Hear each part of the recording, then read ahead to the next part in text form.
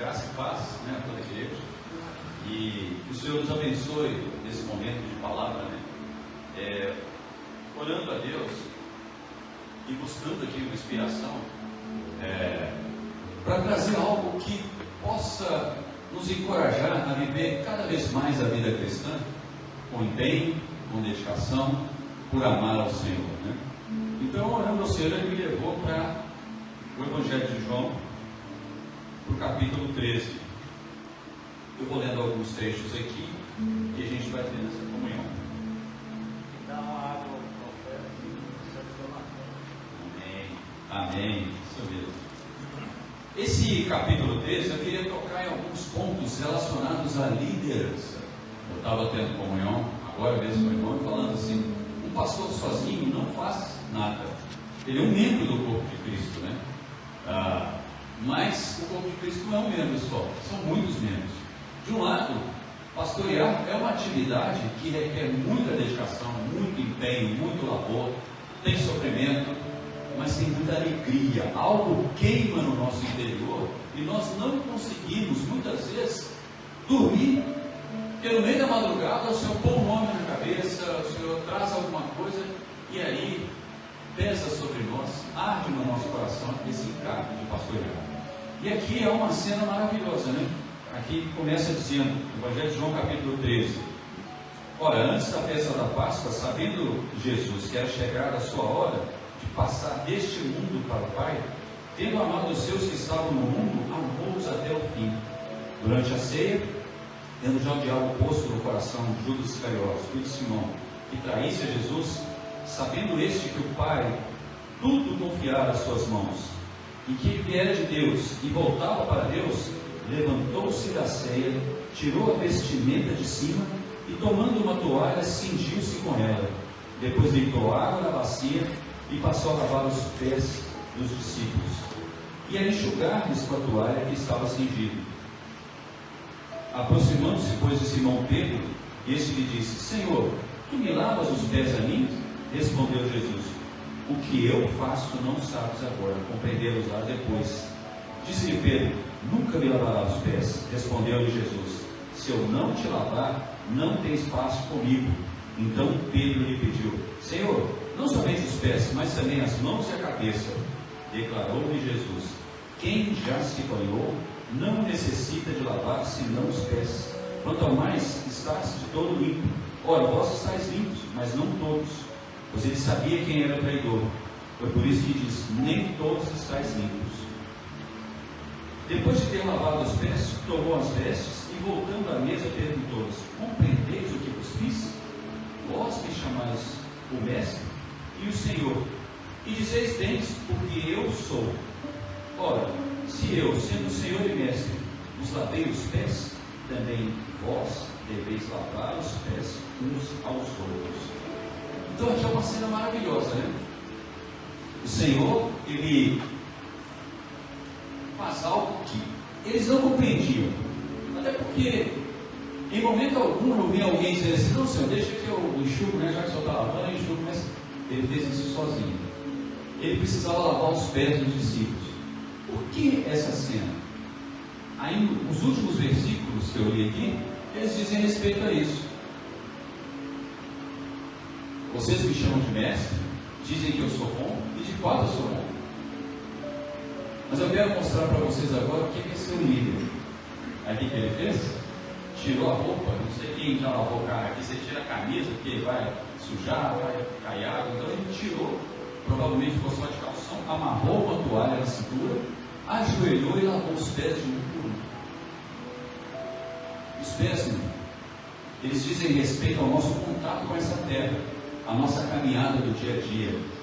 Muitas vezes, quando a gente sai para trabalhar ou para alguma coisa, nós encontramos pessoas, coisas, cenas, situações que podem nos sujar. É necessário que eu seja lavado, e esse lavar vem por meio da palavra. De um lado, nós já fomos lavados, como fala em Tito 3,5, né? O Espírito Santo nos lavou, um lavar regenerador e renovador. Essa salvação o Senhor nos deu. Por isso que ele falou para Pedro, Pedro disse: Senhor, você não vai me lavar de jeito nenhum, né? Eu sou digno disso. Ele queria mostrar que ele era humilde, né? Mas eu falei assim, se eu não lavar seus pés, você não tem pacto comigo. Ela vai, tu não lava as mãos e a cabeça. Não, Pedro, também não é assim, né? Você já está lavado, você já está salvo, você já está no caminho, você já é meu discípulo. Mas eu ainda preciso lavar os seus pés. Todas as vezes, muitas vezes a gente não percebe irmãos que chegam, sentam lá no fundo, porque aquela semana não foi uma semana de vitória. Às vezes ele se envolveu com coisas que ele não queria se envolver. Tem coisas que vêm para a gente de graça, você não pede, mas ela cai. Situações de família, de trabalho, de doença, situações de embaraço, situações que você foi enroscado em algo que você, às vezes nem era para você passar, nem era para você estar ali, mas você pergunta e até agora, Senhor, por que está acontecendo isso comigo? E aí, quando tem a próxima reunião, você chega e você está acabado. É nessa hora que a liderança da igreja precisa se levantar e perceber: eu preciso lavar os pés dos irmãos. Muitas vezes, nós estamos muito preocupados, né, em ser amigos uns dos outros, mas essa amizade, é claro que eu não estou dizendo aqui que você não possa falar, né, de política, de futebol, ou falar das coisas que estão acontecendo, mas esse não pode ser o nosso assunto preferencial. Nós somos cristãos, nós somos membros do corpo de Cristo e precisamos lavar os pés uns dos outros. Então está na hora de perceber e orar. Primeiro, eu preciso entender uma coisa. Nesse mesmo capítulo, o Senhor fala algo muito interessante. Olha só, capítulo 3, o versículo é o versículo 14, ele fala assim, perdão, versículo 34: novo mandamento vos dou, que vos ameis uns aos outros como eu vos amei, que também vos ameis uns aos outros. Percebam uma coisa aqui. Até então, quando tinham interpelado o Senhor e perguntado qual era o grande mandamento da lei, ele falou que o primeiro era amar a Deus sobre todas as coisas, e o segundo, que era semelhante a esse, era ama o teu próximo como a ti mesmo, né? Então, por exemplo, eu gosto de coentro, eu gosto muito de coentro, então eu vou encher o pastor Roberto de coentro. Ele é cearense, ele deve gostar de coentro, mas a maioria dos meninos não gosta. Ama o teu próximo, então eu posso errar ainda. Mas agora aqui subiu o nível, subiu o sarrafo, já viu aquela corrida que salta, né? E aí, quem quer ganhar a medalha vai subir o sarrafo para dar maior altura. O Senhor agora subiu o nível. Ele fala, agora é um novo mandamento, que vos ameis uns aos outros como eu vos amei. Mas puxa, como que o Senhor nos amou? Qual é o modelo de amor que o Senhor quer que a gente ame? Eu não sei se os irmãos prestaram atenção no primeiro versículo do capítulo. Tendo amado os seus que estavam no mundo, amou-os até o fim. A gente gosta de irmão complicado? Normalmente a gente pula, nem aquele irmão, deixa eu não responder, deixa eu ter comunhão com o outro. O Senhor nunca fugiu da raia, o Senhor nunca saiu. Quando Paulo fala em 1 Coríntios 13 sobre amor, um dos termos que ele usa lá é que o amor tudo suporta. Essa palavra no grego, suportar, é permanecer, não fugir, mesmo em situações adversas, mesmo em situação de sofrimento, você permanece. E a igreja é isso, irmãos. A igreja é lugar de saúde doente. Eu sou doente. Sem o Senhor, eu estou acabado. O Senhor me salvou, mas eu ainda tenho contato com esse mundo. Eu preciso de cada culto, eu preciso de cada palavra, eu preciso de cada comunhão, eu preciso da ajuda dos irmãos. Eu não sou sozinho. E os irmãos também precisam da nossa ajuda. Agora, eu posso pegar e dizer, não, isso é coisa do pastor. Ele vai cuidar de todo mundo? Por exemplo, na igreja, na assembleia, lá onde eu estou, o grupo de irmãos, nós temos reuniões familiares, as células, né? Porque você não consegue, tem irmão que não consegue chegar às vezes e compartilhar uma dor, um sofrimento, um problema, uma situação, uma dúvida, mas ele consegue compartilhar com outro pastor, com outro irmão, e aí essa liderança traz para a oração.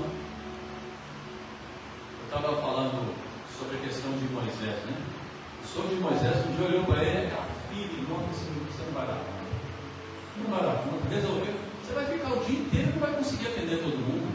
Você precisa ter lideranças que cooperem junto com você, que aposentadas. Ele chama homens para ser capitães de 1.000, de 500, de 100, de 50 e de 10. Quando chegou no 10 era a célula, né? Então, isso é para administrar as questões relacionadas à nossa fé cristã. A nossa principal vida aqui na terra é a vida da igreja, a vida de igrejar, a vida de viver o Evangelho dia após dia. E nós temos dúvidas, nós temos problemas. Se nós não estivermos dispostos a nos dobrar para lavar os pés dos irmãos, porque você acha que lavar o pé é só dar uma palavra boa? Isso é bom, né? Puxa, fui lá, dei um sermão bacana e tal. Mas muitas vezes é ajoelhar mesmo, porque o irmão precisa de uma oração em que o Senhor te toque até o ponto de ser quebrado junto com o irmão, sofrer com os que sofrem, chorar com os que choram. Esse é o modelo de liderança que o Senhor estabeleceu aqui. E ele, de um lado, é a solução para todas as coisas. É por isso que o Senhor falou no Novo Testamento, ele falou o nome de Deus, né? Eu sou. E ele repete aqui nesse capítulo 13, versículo 19, ele fala assim: desde já vos digo, antes que aconteça, para que quando acontecer, creiais que eu sou. Esse capítulo 13, ele é a preparação para a introdução do sermão mais importante do Senhor. Ele ia partir, ele ia para a cruz. Os capítulos 14 a 17 de João, eles destrancam toda a nova aliança, eles trazem toda a revelação profunda do coração de Deus.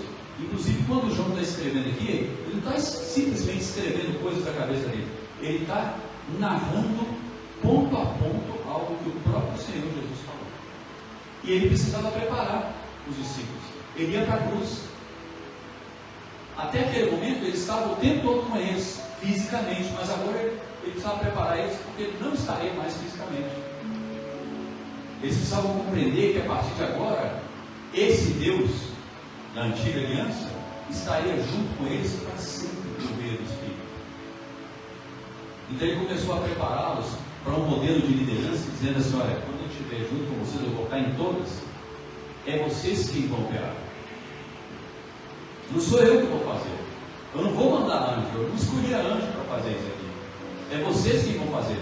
Então a cooperação da liderança vem por meio desse modelo aqui que o Senhor nos deu. E muitas vezes a gente acha que, eu vou ser líder porque agora eu vou ter um posto, o pastor me deu, sou diretor e tal. Mas servir implica em se dedicar, em se colocar, em dobrar os joelhos, usar a fé no sentido de cuidar de pessoas. A Bíblia traz na Nova Aliança algo diferente. No Velho Testamento tinha muitos rituais, né? Tinha roupas, tinha instrumentos, tinha turnos, horários. Mas agora no Novo Testamento o Senhor falou assim: olha, os meus bens mais importantes, que eu tenho mais valioso, são pessoas. O Senhor confiou os bens.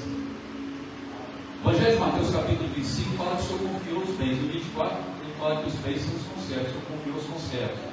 Há várias passagens na Bíblia que falam assim: se você me ama, por exemplo, final do Evangelho de João, capítulo 21, dos versículos 15 a 17, ele pergunta: Pedro, você está dizendo que me ama, certo? Então, se você me ama, o que você tem que fazer? Apacenta, pastoreia, cuidar de pessoas. Muitas vezes a gente está preocupado em fazer coisas. As coisas são para as pessoas, não é o contrário. Dá mais valor às coisas do que às pessoas. O meu ministério, seja na música, seja na mídia, seja na palavra, seja na ceia do Senhor, seja em qualquer situação, as coisas são para as pessoas. Por isso que o Senhor se dobrou diante de pessoas. Por isso que o Senhor tirou a roupa, ficou desnudo, amarrou a toalha na cintura diante de pessoas. Por isso que o Senhor pegou o pé de pessoas. E olha que naquela época não era um pezinho, né? Eu tive uma denominação que eu reunei, e toda vez que tinha Santa Ceia, antes da Santa Ceia tinha a cerimônia de lavar pés. Aí na época a gente tomava banho antes, botava a meia nova, aquela meia furada, no olho, a meia nova, aquele sapato que não dá chulé, porque eu tenho até vergonha, né? Mas tirar o sapato lá, meu irmão sentia aquele chulé, não dá. Mas naquela época não. O Senhor não avisou para ninguém que ia fazer aquilo. Eles andavam e o contato dos pés dele com a terra devia ser muito difícil. Devia ser um pé bem difícil de lavar. Mas o Senhor não considerou nada como isso. Ele simplesmente se ajoelhou e lavou um a um. E vou falar mais. Sabe quem estava aqui? No meio? O predador. Ele lavou inclusive o pé do predador. Ele já sabia. E ele lavou.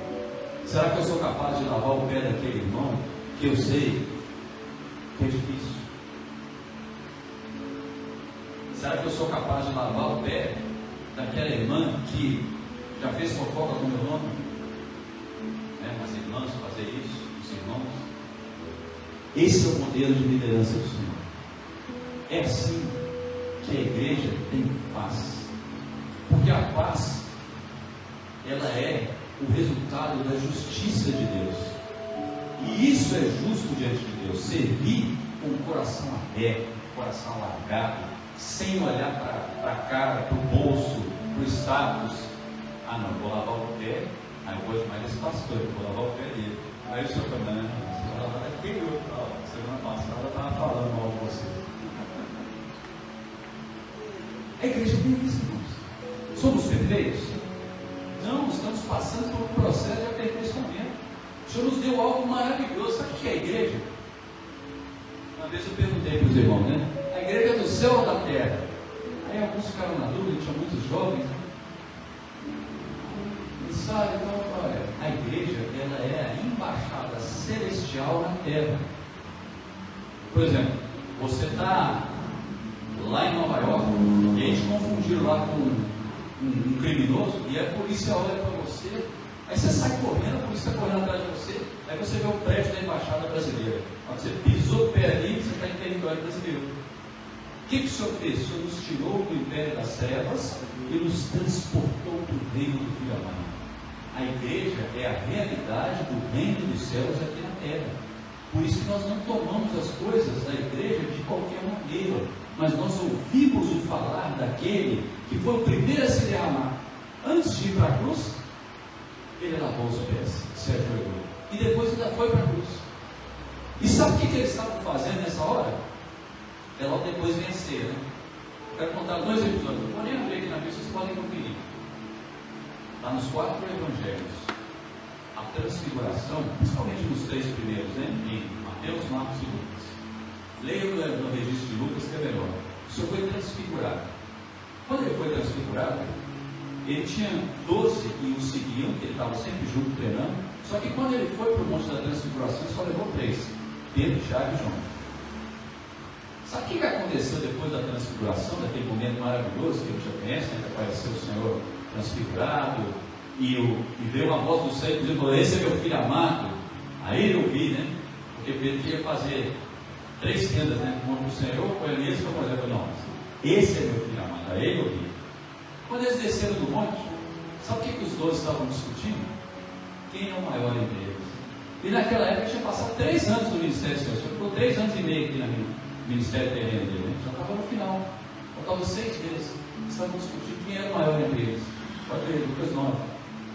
Depois em Lucas 22 é a ceia do Senhor. Tem a Páscoa, a última Páscoa, e depois vem a ceia. Aí depois da ceia, de novo, sabe o que eles estavam discutindo? Lucas capítulo 22. Estavam discutindo quem era o maior entre eles. Por isso que aqui em João ele faz questão de ressaltar. Muitas vezes há disputa entre nós. Puxa, botaram aquele irmão lá, por que não fui eu? Não julgue como algo que o pastor te preteriu. Às vezes é o próprio Deus que colocou assim: pastor, não vou deixar você ver aquele irmão, você vai chamar o outro. Por quê? E às vezes a gente pergunta: mas por quê? Aí o Senhor só fala assim: chama o outro. E aí, você vai desobedecer a Deus? São situações que vêm até nós. Quando Davi foi ungido rei, eu não sei se foi uma cilada ou maracuca, porque ele só passou sofrimento no início. Saul queria matar ele o tempo todo. Ele teve que fugir por meio dos filisteus. Depois que instruiu Davi, os 400 homens de Davi, os endividados, os problemáticos. Você quer uma igreja assim? Mas são essas pessoas que normalmente estão vindo para a igreja. Problemas. Mas o Senhor tem um Deus que diz assim: eu sou. Eu falo assim: Senhor, mas eu estou precisando de emprego, tem um monte de irmãos empregados. Aí o Senhor fala: eu sou. Mas estou precisando de oferta, a igreja está com caixa baixa, estou precisando pagar o outro, está chegando o dia, o Senhor fala: eu sou. Ah, mas tem aquele casal que só dá problema. Não. Aí o Senhor diz: eu sou. Porque o Senhor estabeleceu algo que não é da terra, é do céu. E muitas vezes a gente quer lidar com as coisas da igreja como se fossem terrenas. Eu preciso lidar com os celestiais, voltando o coração para esse que me deu o modelo, agindo como ele, buscando o mandamento que o Senhor nos deu, acima de tudo: amar uns aos outros como eu amo. Amar de permanecer até o fim. Não fuja, não saia correndo, não ache que tem coisa melhor.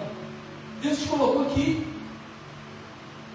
Deus te deu esse lugar, Deus te deu esse ministério, Deus te deu essa incumbência.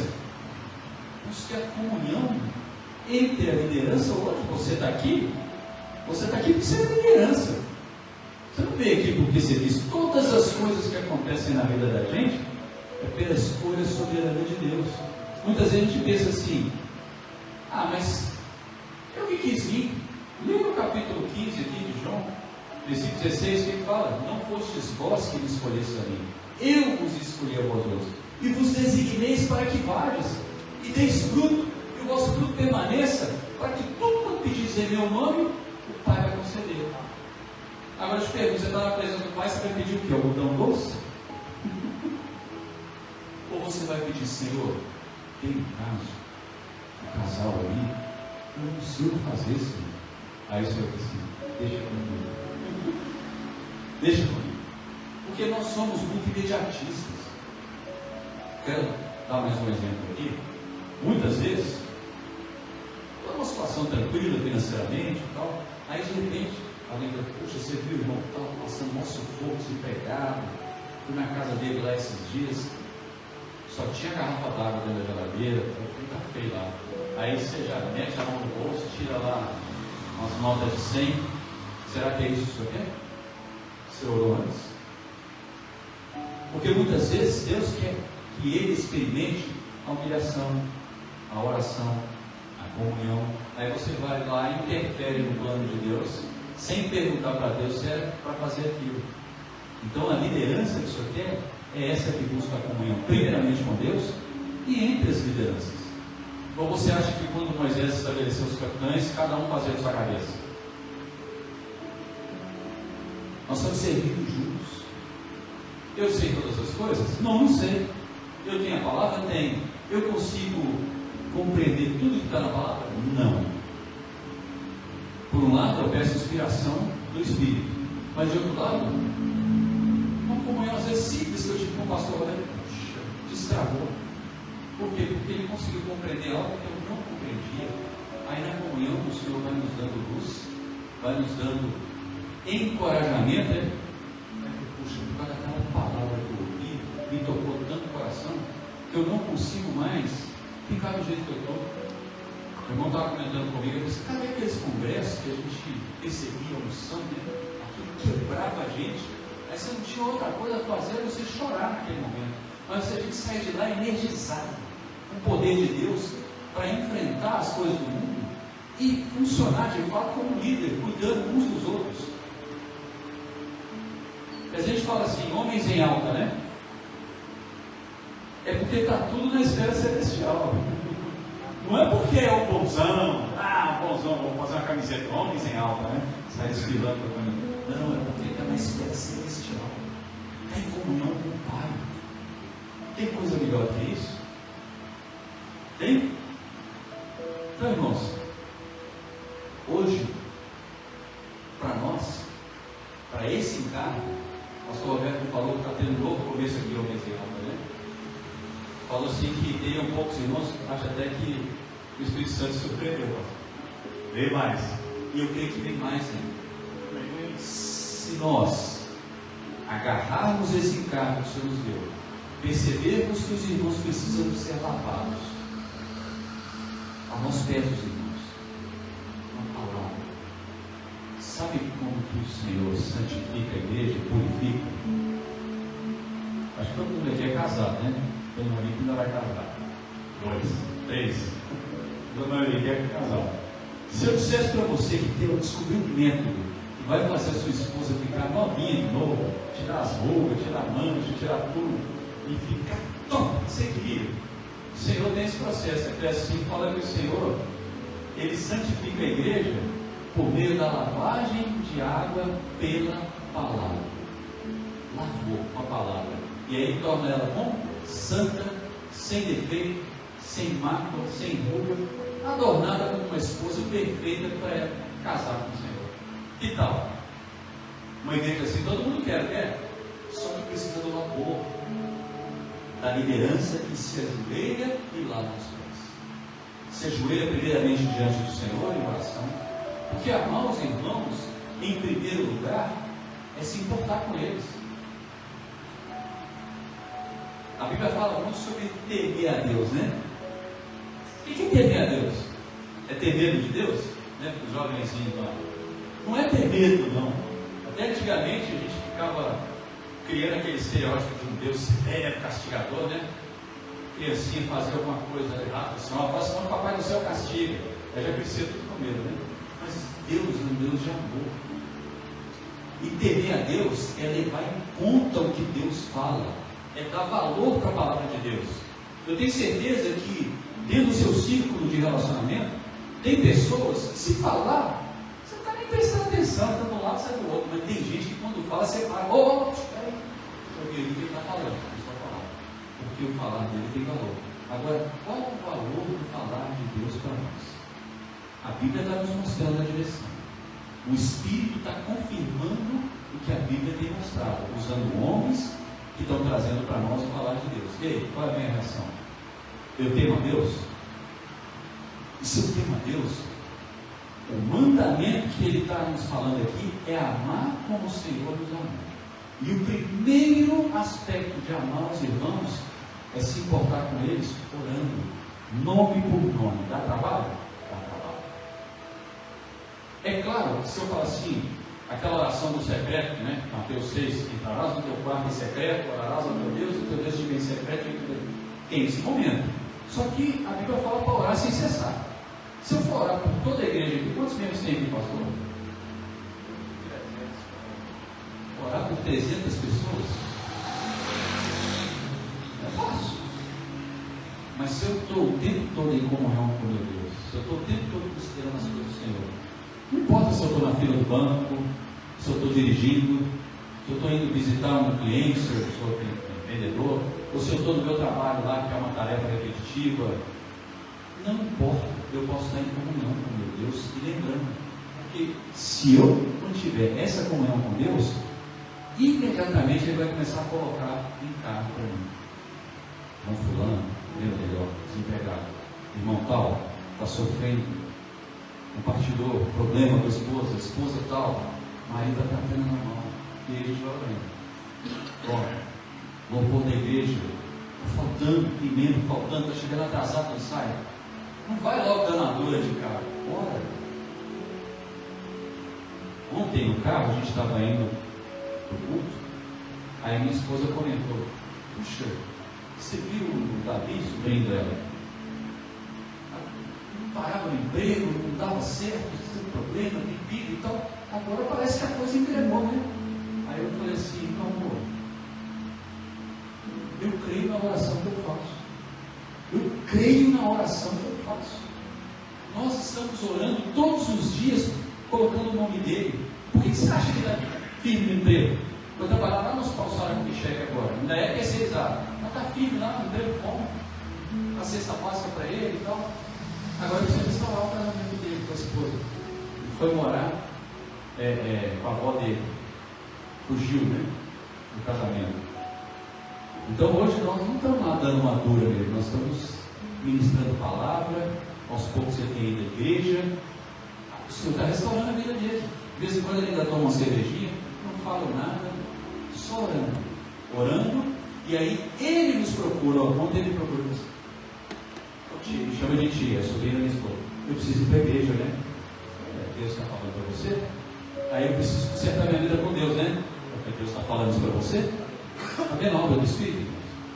E aí, na medida em que ele vai abrindo espaço, o que entra? A palavra de Deus. Lavar os pés dele. E aí nessa hora você tem que travar a língua. Porque a vontade que dá é falar assim: você, ô danado, você está fazendo tudo errado. Você largou sua mulher. Você está bebendo. Você está com um para-emprego. Porque o nosso homem natural quer fazer isso, não quer? Mas é assim que nós tratamos os irmãos? É assim que nós tratamos as pessoas que se colocou no nosso círculo de relacionamento, no nosso convívio cotidiano? Porque não são só os irmãos aqui da igreja Pompeia, são as pessoas que fazem parte. E aí tem desigrejado, desviado, incrédulo, problemático, tem tudo. E tem os irmãos da igreja também. Esse é o nosso encargo. Essa é a nossa tarefa. Brigar. Mas para brigar com o molusco, para ser um homem em alta, primeiro tem que dobrar o joelho. Primeiro tem que estar disposto a lavar o pé. Tem que pegar no pé sujo. Tem que botar a mão na bacia. Tem que enxugar com a toalha. Dá trabalho? Porque o Senhor, tendo amado os seus que estavam no mundo, amou-os até o fim. Glória a Deus por isso. Esse é o Senhor que nós temos. Esse é o modelo que nós temos. Se nós levarmos a sério, sabe qual é o Evangelho eterno? Vocês já leram lá em Apocalipse 14? Sai um anjo pregando o Evangelho eterno. Os 4 cantos da terra. Qual que é o Evangelho eterno? Temer a Deus e dar-lhe glória. O que é temer a Deus? Já falei. É levar em conta, é dar valor ao que Deus fala. Eu gosto muito da versão King James atualizada, Isaías 66, capítulo 2, a parte final do versículo. Vou ver aqui, a minha aqui é a revista atualizada, mas eu acho que tem a King James aqui no celular, eu vou ler.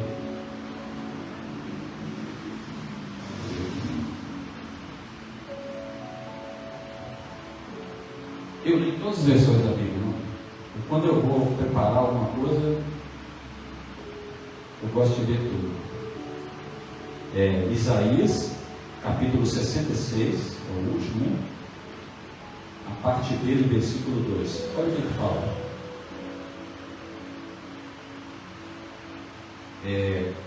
Ora, não foram as minhas próprias mãos que criaram, eu estou vendo no princípio, eu vou ler só a parte final.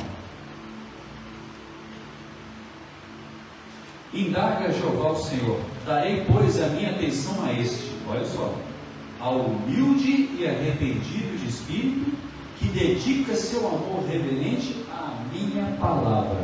Então, primeira característica que o Senhor quer ver de um servo, né? Humildade, um espírito constrangido, que dedica amor reverente à minha palavra. Então, isso é temer a Deus. Sabe o que mais, irmãos? Para finalizar aqui, ainda tem que acabar, né?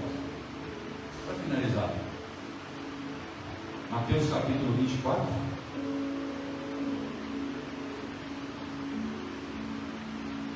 A partir do versículo 45 diz assim: quem é, pois, o servo fiel e prudente, a quem o Senhor confiou os conservos para dar-lhes o sustento a seu tempo? Preste atenção, servo o quê? Fiel e prudente. E o Senhor confiou o quê? Os conservos. Para fazer o quê com os conservos? Dar o sustento. Quando a gente está lavando os pés dos irmãos, nós estamos sustentando os irmãos, suportando, dando suporte, levando palavra, dando comida para os irmãos. Aqui há 2 características do servo: fidelidade e prudência. Fidelidade é para com Deus, porque a palavra não é minha, a igreja não é minha, a obra não é minha, tudo provém de Deus. Então precisa ser fiel ao que Deus está mostrando, pela sua palavra, pelo Espírito Santo, pela liderança, né? Como é o pastor, né? Não tem, a gente estava comentando no ministério, não tem ninguém acima dele, não respeita ninguém. Nós vamos aprender a ouvir. Fidelidade. Segundo item, prudência. Sabe o que é prudência? É para com os conservos.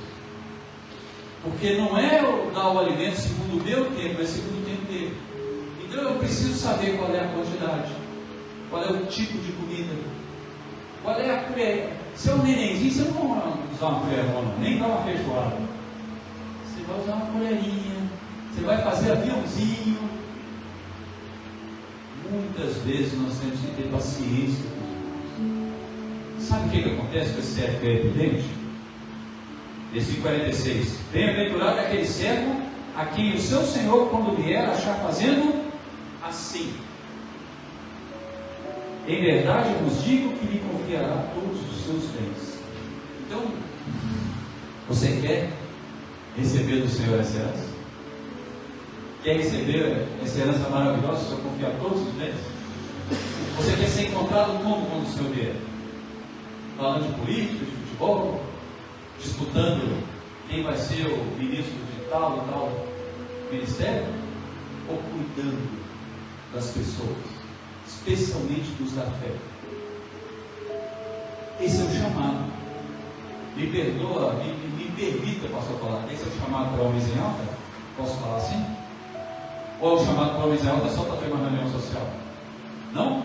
É para ser líder? É para trabalhar para Deus? E o pagamento é bom? Aqui está dizendo que o Senhor vai confiar todos os bens. E aí, vai encarar? O Senhor está nos chamando. E Ele foi o primeiro a fazer isso por nós. Ele não só lavou os pés, não. Ele entregou a própria vida. Ele derramou sangue. Sabe quando ele fala assim, eu sou a videira verdadeira, do capítulo 15? A videira da uva. Como é que a uva produz vinho? É sendo pisada. Até na feira agora, Minas Tiras, acho que acaba hoje. Aí eles estão lá com aquela tina grande e as pessoas pisando a uva, porque depois de pisar a fermentação transforma em vinho. O primeiro milagre de Jesus em João era o quê? Transformado em vinho. Porque o vinho do mundo acaba rápido, a alegria do mundo passa rápido, o casamento vai embora, vai tudo embora. Aí o Senhor vem e diz: vou te dar uma alegria que é eterna. Só que para ele produzir esse vinho, Isaías 53 fala o quê? Pelas suas pisaduras nós somos sarados. O Senhor foi pisado por mim e por você. Será que vale a pena nós entregarmos nossa vida?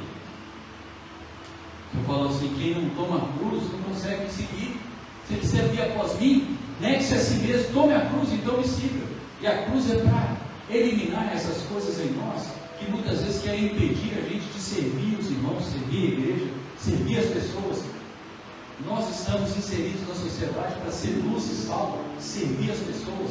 Nós somos inseridos na realidade do reino dos céus, que é a igreja, para servir os irmãos. E que tarefa maravilhosa!